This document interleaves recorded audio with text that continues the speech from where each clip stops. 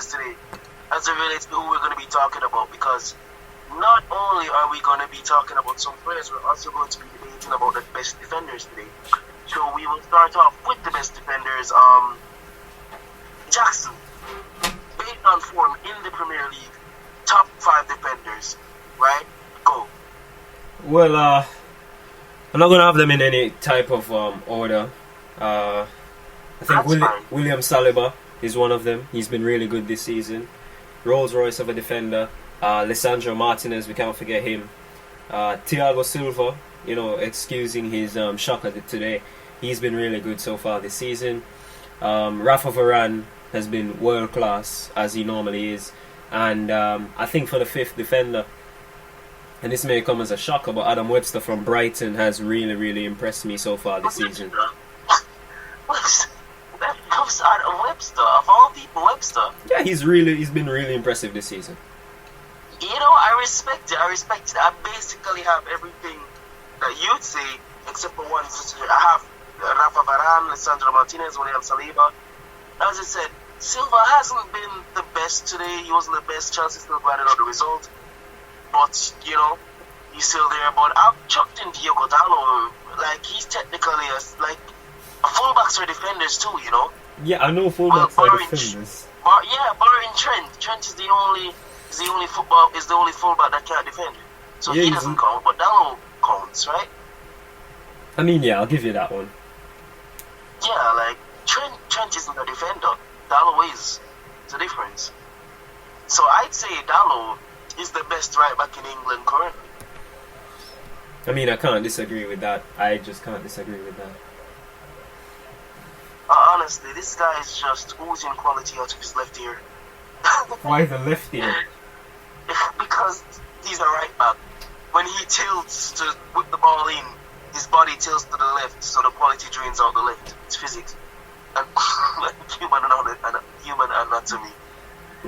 Okay. But moving on from that, and from my absolute randomness, we're moving on to transfers. There's a couple big names here that we normally hear of the transfer window. Not so much for this one that I'm going to be bringing up first, but the man is Christopher Nkunku. The RB Leipzig man has been linked with a plethora of clubs across Europe, including Paris Saint-Germain, Liverpool, Manchester United, but the ones that probably have the most interest at this point is Todd Bowley's Chelsea. I was reading an article from TalkSport UK where they were saying that Bowley is prepared to offer 52 million. Leipzig wants at least 65. Do you think this deal could go through? Because I believe that he is worth at least 65 million. A player of the quality of Christopher Nkunku. I think Chelsea are moving really, really fast with their FIFA career mode. But anyway, back to real life. He has a release clause in Nkunku. I think it's around 60 million. And Chelsea have already scheduled a medical for him. So terms were agreed in principle in the summer with the player, just like with Vardial. They have signed extensions, but there are clauses in those contracts that can be triggered. So we could see Nkunku at Stamford Bridge probably next summer. I'm not 100% convinced in January, because if it's in January, then there will be a huge plethora of clubs coming in, and I don't think Chelsea would stand a chance against Bayern Munich or Paris Saint-Germain when it comes to what they can offer to Christopher Nkunku. Okay, I understand that. I believe it's a good deal for the player. Well, in moving from his club, I don't necessarily think Chelsea's the best choice, because, let's be real, most of the players that have transferred to Chelsea of recent times have not had good seasons. Let's just be completely honest with that, right? But aside from Nkunku, we're moving on to a fierce rival of the Blues, on to the Red Devils from Manchester, Gakpo, right? Cody Gakpo. Yeah, Cody Gakpo. The bookmakers are saying that we should move fast for him.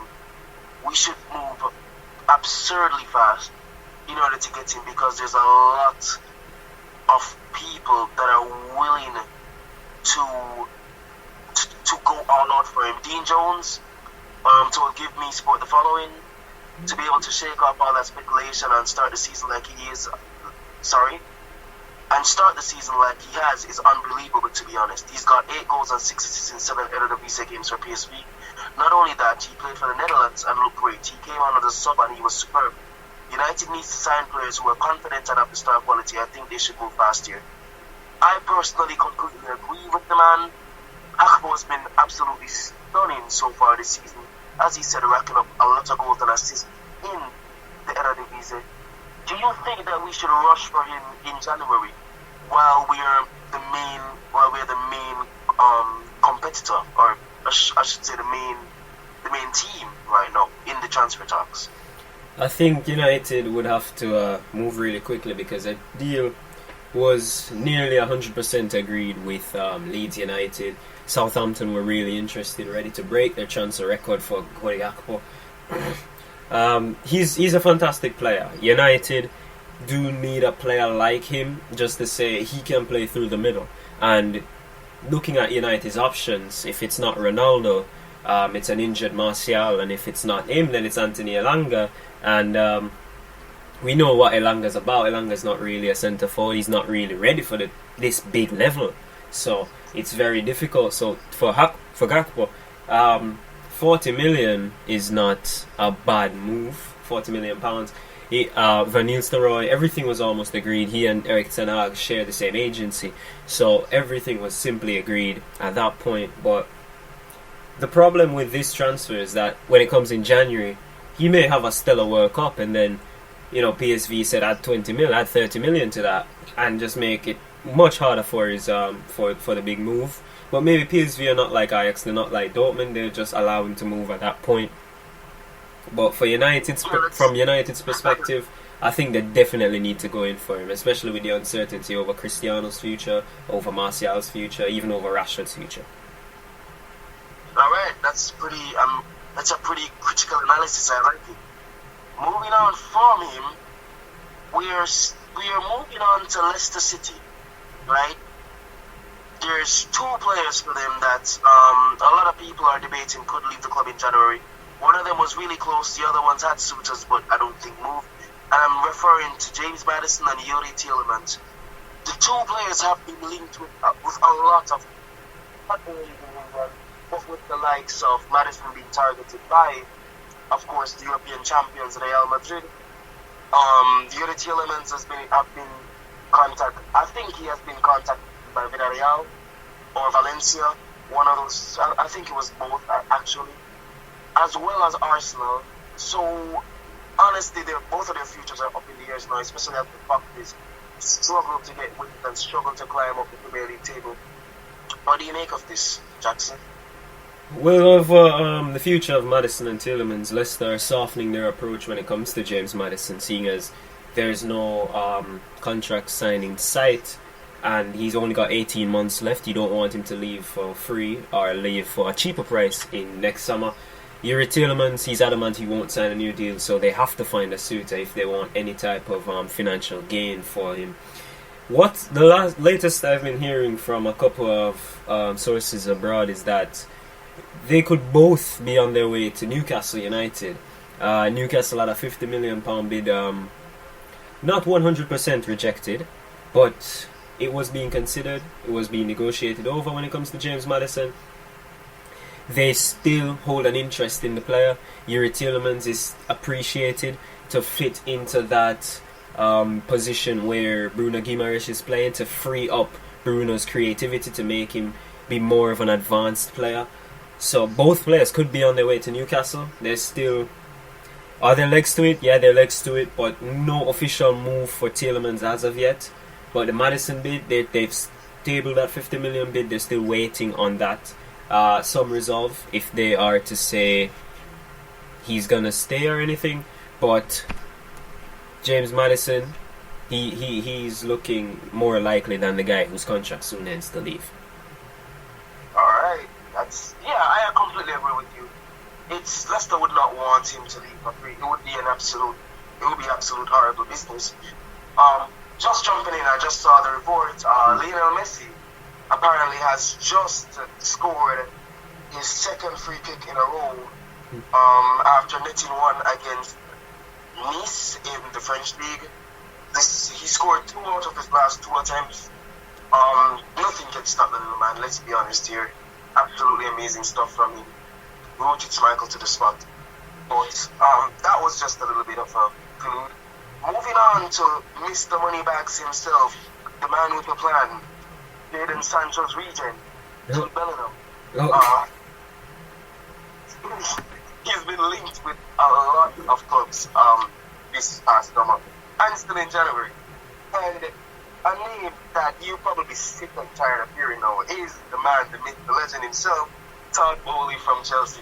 Apparently willing to make a £135 million. You heard that right, folks? Not euros, pounds.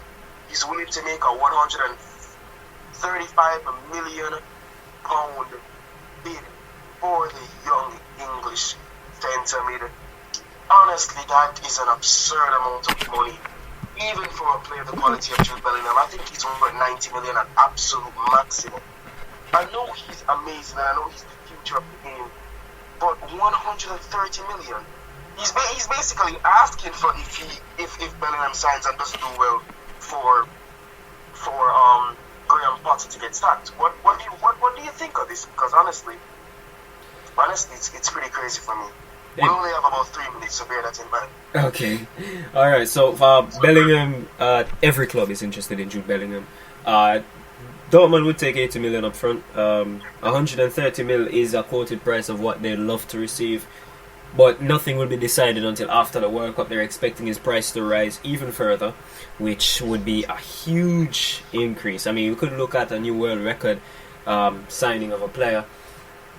I think it's all about the project. The project will be what is needed to convince Bellingham. I don't think financially you need to show that to Bellingham, because he could get the money in Germany. He could stay in Dortmund and get more money.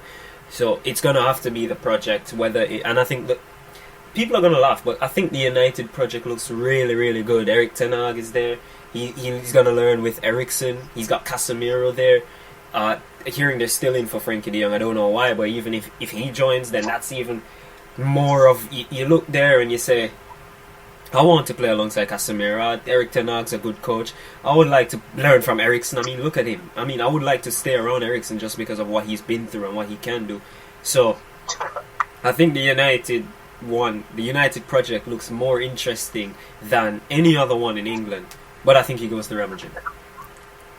Let's be real here. I saw that. I agree with you wholeheartedly. I saw that Frankie de Jong story as well, but I'm like, no, I want to miss this dude. I don't want to have to talk about him. I can't stand another summer. I can't deal with him. Not anymore. Barcelona, you can hold on to it. They're saying that Messi is a probability for next summer on a free transfer because it is economically viable. Yeah. But that is enough for this show. We will talk about this another time in my segment, of course. It's a pleasure to serve as always.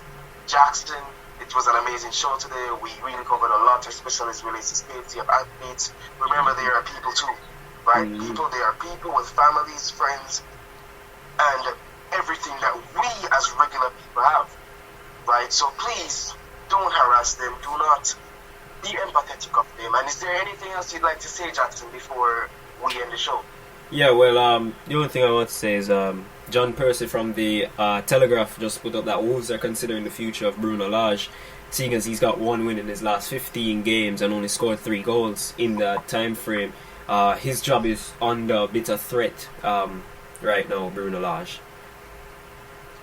Honestly, it's just up and down. But as per usual, thank you guys for tuning in again to GZ Sports.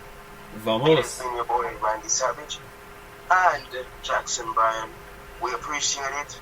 We appreciate the comments. We appreciate the love and support that we have been getting on this series for a long time. We are absolutely just stoked and stunned from all of the good vibes that y'all are bringing forward, and we just want to say thank you and to keep it up. And yeah, I guess we'll see you as soon as possible then. Yeah, we're gonna have a live show tomorrow, so guys, you can listen up for that. Yes, sir. But for now, take care, peace, much love, and remember, when in doubt, go to Manchester. Whatever that means.